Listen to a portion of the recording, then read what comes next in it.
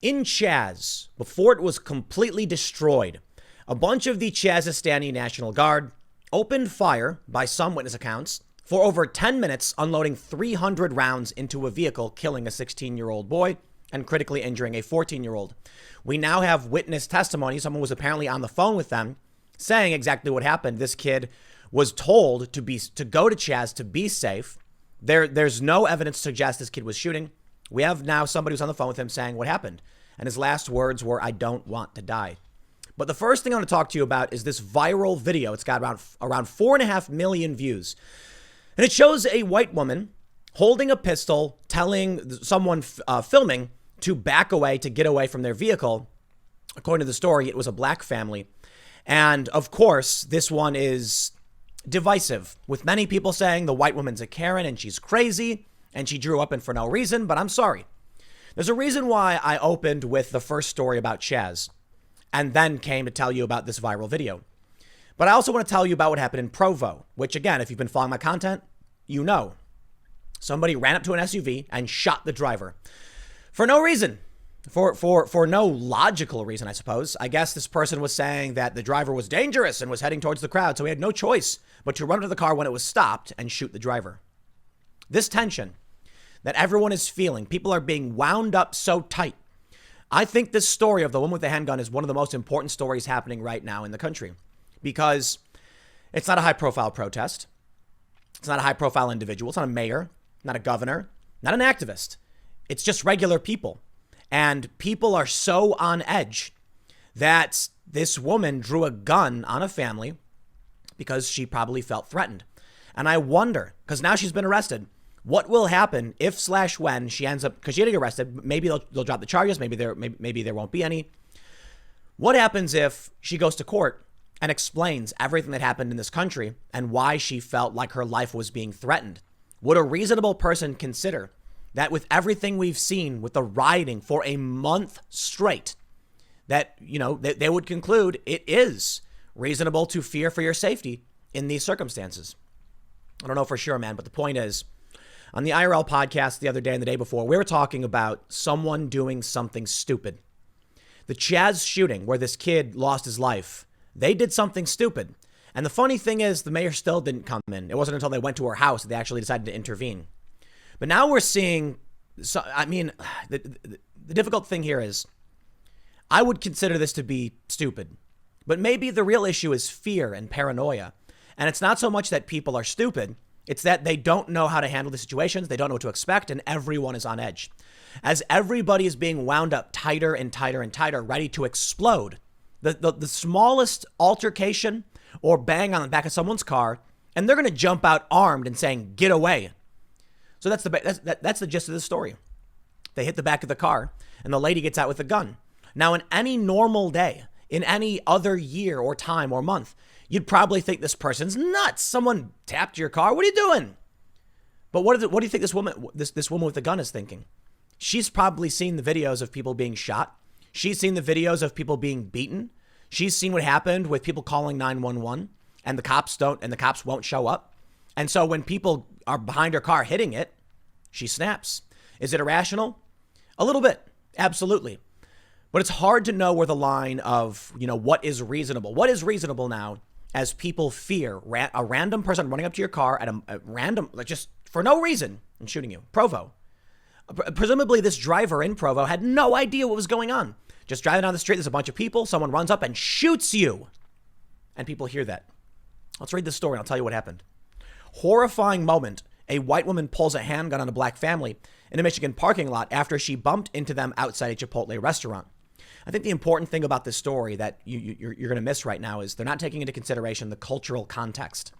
They might give you the context of what the event was, but they're not telling you what people's frame of mind is based on current events.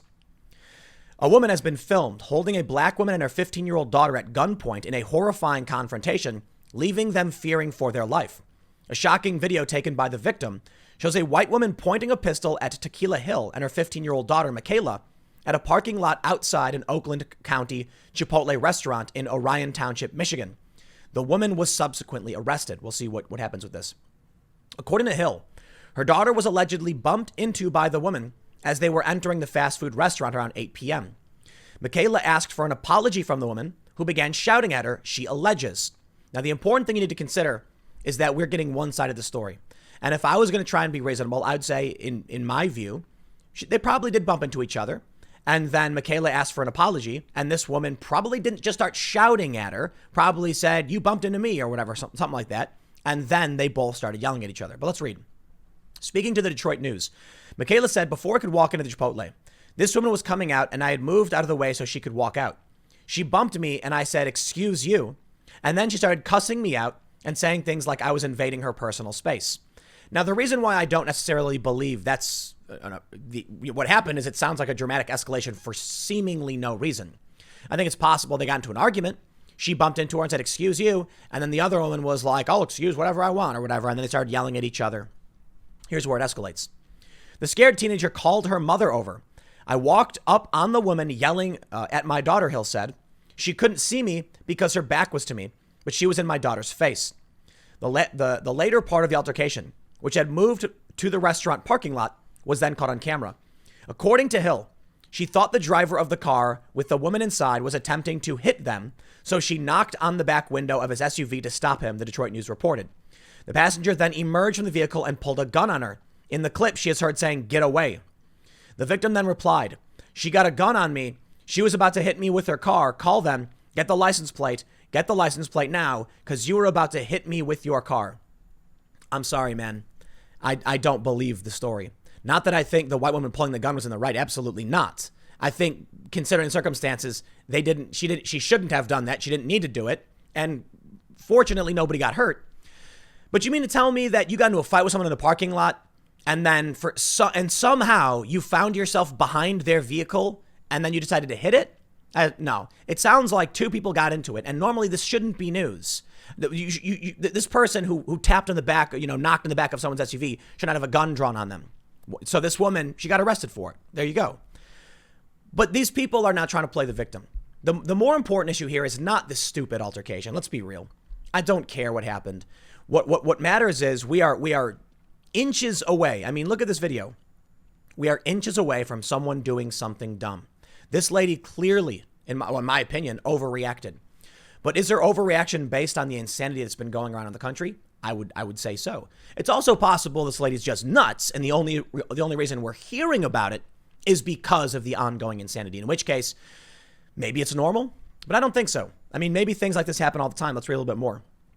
The woman said, "Don't you effing jump behind my car. Get the F back," pointing the gun straight at the victim. Actually, it doesn't look like she is pointing it straight at the victim. It looks like she's aiming it downward.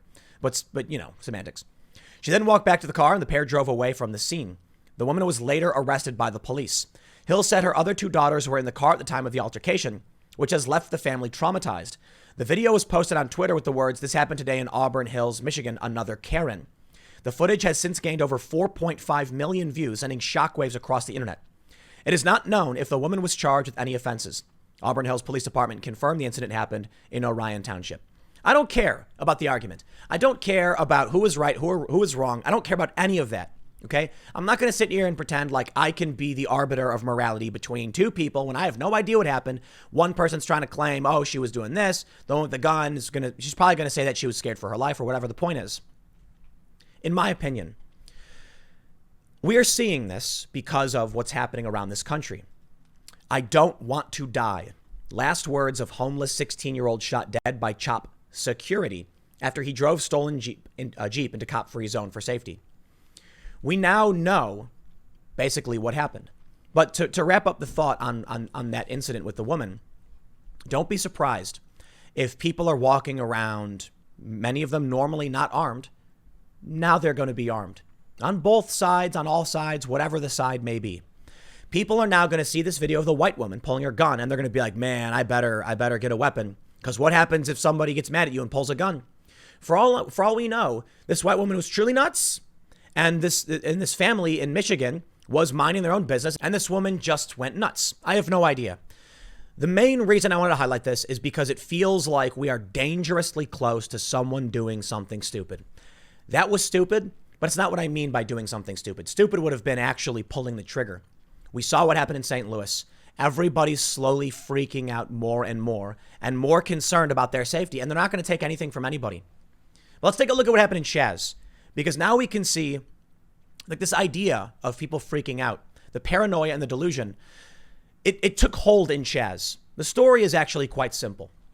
According to somebody who was on the phone with a 16-year-old, he was not shooting anybody. He had stolen a Jeep. He had carjacked somebody. So maybe he did have a weapon. I'm not sure. And he was told to go to the Chazz for safety, probably because there's no cops. And they just mowed him down. One witness said 300 rounds. Now, I didn't believe that at first. I said, there's no way they fired 300 rounds. But according to one live stream, they said it was going on for over 10 minutes. So yeah, maybe. And it was multiple gunmen. Check out the story from the Daily Mail. The 16-year-old boy who was shot dead by CHOP security in Seattle was homeless and had just carjacked a Jeep when he was told by a friend to drive to the cop-free zone for safety. Antonio Mays Jr. died in a hail of bullets in the early hours of Monday morning, and his passenger, a 14-year-old, was critically injured after armed security guards fired on the white Jeep Cherokee, which crashed into the barriers of the Capitol Hill organized protest. Ciara Walker described the two boys as her street brothers and said Mays Jr. and the other teen had been living with her and her husband in a tent at the nearby Cal Anderson Park, located just outside the CHOP zone. So they lived there. They lived in Chazz. She told the Daily Mail in an interview the boys had stolen the Jeep hours before and were being followed and shot at, prompting her to tell the teens to go into the zone for safety. Walker revealed she was on the phone with the boys when they were shot, saying, "The last thing I heard was a crash and a pop, pop, pop. I'm not sure who said what, but one of them said, 'Aw, S, I'm hit. I don't want to die.' Then the phone went dead." So we have some photos here. They say Ciara Walker, 25, described the two boys as street brothers. We get it. Here's some photos of them doing like, I guess, air guitar or holding up the for whatever reason. Walker said she had only known the boys for the past few months, saying they were runaways. We don't know much about them. They weren't gang members, even though they hung out with the Blood gang members. Walker said the two teens had carjacked and beat up the owner of the white Jeep Cherokee just hours before the fatal shooting. They held someone up at knife point to carjack the Jeep, she said. If we're going to take her word for it, and I got to admit, it sounds like she's being a bit forthcoming, these dudes weren't armed. Other witnesses, I don't know to what extent we can verify these things, claim that these guys were not shooting at anybody. Apparently, the Chazz security were like, oh, they were shooting. It was a drive-by. Not the case, according to several, at least hard to verify statements. We now have this woman saying that they beat someone up, stole their vehicle at knife point.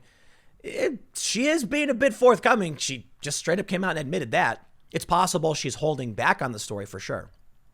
The teens were joyriding and doing stupid S, but then CHOP security started to follow them, as well as other vehicles. She added both Mays Jr. and Redacted came to us and told us they were being chased. We told them to get away from them.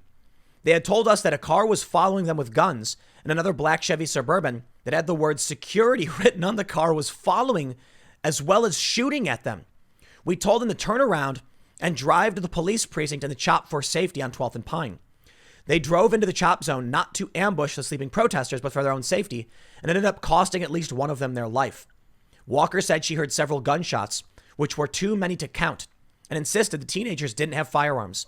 One eyewitness said 300 rounds were fired on the night of May's killing, as the wild spray of bullets went into neighboring apartments about 100 yards away, photos obtained by DailyMail.com show. Mays Jr.'s death marked the second fatal shooting in the area after a 19-year-old Lorenzo Anderson was killed on June 20th. Seattle police on Wednesday reclaimed their precinct. This we understand, and we know this. The reason I bring these stories up together is that it starts with the Chazz, the paranoid, delusional state of the fringe leftists. Man, they are posting some insane schizophrenic, I mean it, man. I'm not trying to drag anybody. It's like schizophrenic, paranoid delusions. They can't tell fiction from reality. Their brains are fractured in several different ways. I am not exaggerating. I am not seeking to insult anybody by saying this, but I have seen the posts from these people talking about how white supremacists were surrounding them and they had no choice but to fight back. And the police undercover were coming in and executing people gangland style and all this other psychotic nonsense. They went nuts. These people have gone completely insane.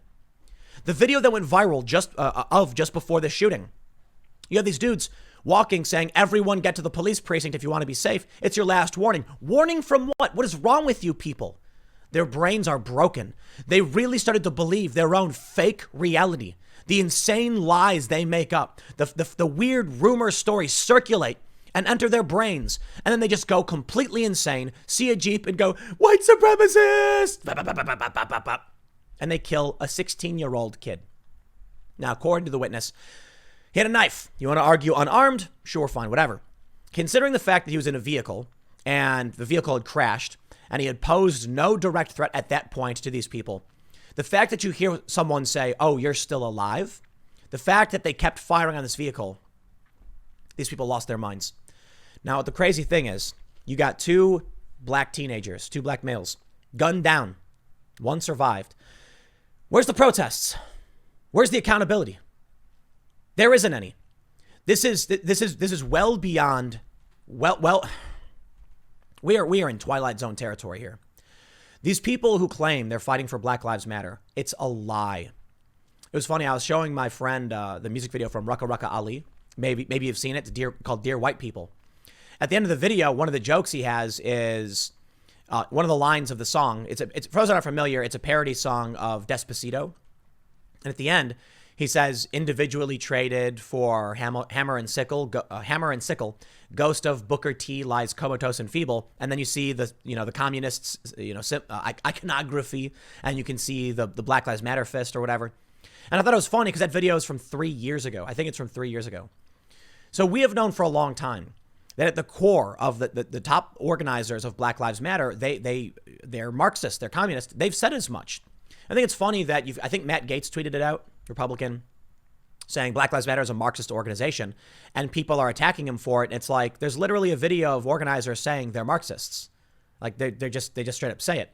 Not every single person who supports it does, but I mean, if you support an ideology, like if you support, you might not be a Marxist yourself, but listen, if you're lining up at a Marxist rally, I don't know what you want me to think about it. Anyway, the point is, these people are insane. They believe they're fighting a revolution. So when a vehicle comes, look, these young men apparently were scared because people were chasing them. So they're probably speeding, trying to get to safety. And the security guards believing they're in some kind of movie, some action fake reality where the government is out to get them. Undercover cops are coming and white supremacists lurk around every corner. They unload on some teenagers, killing one of them. When stories like this become prominent, and then you see Provo. You know what I think happened in Provo, to be honest? Where the guy runs up to the SUV and shoots the driver. It's the same mentality. It's this paranoid, delusional state that has infected the minds of these people. And I've been talking about it for a while. When they go around saying everything's white supremacy and everyone's racist, this is a paranoid, dare I say, I've known in my life people with schizophrenia, okay?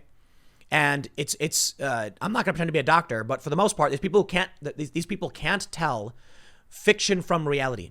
They can't tell the difference between their hallucinations and what's real. And so you end up with these people in the Chazz going, it's a car, pop, pop, pop, and just mowing down some teenagers. And then you end up with some crazy dude in Utah running up to an SUV and shooting somebody. And what comes from this? Now you have people legitimately wound up and scared. And that's why I highlighted the first video. That video of the white woman, in my opinion, as I stated earlier, may actually be substantially more important than any of this. Any of this, okay? Look, Chazz Chop, whatever you want to call it, is stupid. It was a weird far left event, whatever you want to call it. And it was extremist, it was violent, people got killed, and that's the mayor's fault. But it was isolated to this one small area. But as stories like this start to emerge, stories like Provo start to emerge, stories like Louisville, where the guy started firing into the park. What do you think regular Americans are going to start doing? You're going to see St. Louis again. And now you're going to see what we just saw in this parking lot in Detroit. The woman pulls her gun and she says, back up, back up. The crazy thing about that video that melted my brain is the woman filming refused to get away. If you are threatening to somebody, or if they're threatening you and they're crazy and they're telling you to get back, the woman with the gun is backing up while she says, get back and get away from my car. And the family doesn't do it. They just keep saying, oh, look, she's got a gun, and they walk towards her. That to me was insane. You may be justified in filming and calling out the person with the gun, but we need to de-escalate. These people are losing their minds. Everybody's going crazy. And that's what's scary to me. That the kids are dead. That the far left, that they're posting on Facebook saying white supremacists have been staging like long-range assassinations. I am not exaggerating. It is like someone, look, when I was younger, I knew a couple people who were diagnosed with schizophrenia. And they were very paranoid. And they would get very angry, very angry. And I don't know if you've ever experienced somebody who suffers from this, but it can be scary. It can be really scary. And so, you know, I've experienced what people, when they say things like, what did they say to me? That the government had put a microscopic camera in their food and they didn't realize it and forced them to eat it. And now it's spying on their insides. And when I would tell them, like, that's not happening. I'm sorry. They would get really, really angry. No, I know what's going on. No, the government didn't put a microscopic camera in your food. That makes no sense. Why would they want to film your stomach? They just don't understand reality. Their brains are snapped, no longer connecting properly. And so now we can see it here. We can see it in all these places. These people are all paranoid and wound up tight. And there's white supremacists around every corner. So they have to start shooting. Now you have regular people who are seeing the lunatics shooting, and they're also getting wound up and becoming paranoid. The one should not have drawn a weapon on some lady because a lady got into an altercation with her over a door and knocking on her car. These arguments happen all the time, but this is what scares me. We're dangerously close to someone doing something stupid.